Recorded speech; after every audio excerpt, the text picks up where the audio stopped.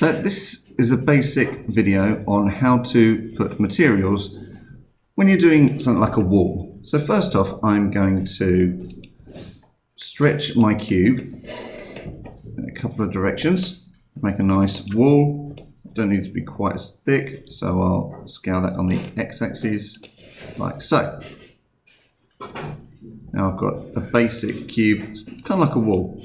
Now what I'm going to do is I'm going to put a texture just on this side.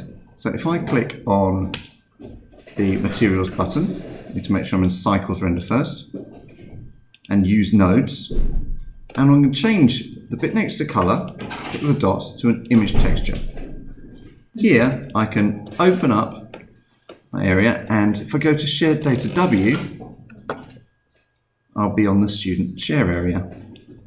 If I move along here, I can find images for Blender.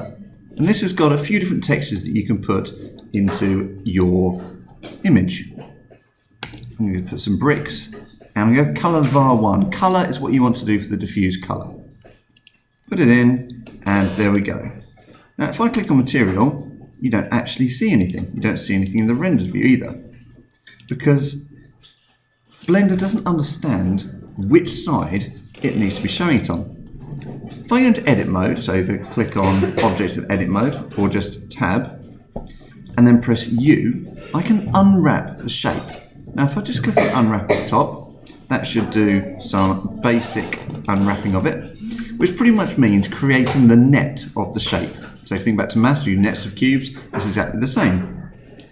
Now if I go back to the view and rendered, there we go. You can see this is rotated around the wrong way, so if I want to, I can just rotate it on the x-axis, the one closest to me, 90. Now back to rendered, and I have perfectly usable wall. I think this wall is actually upside down now, so let's rotate it again, another 180 degrees, and there we go. Perfect, basic rendered wall.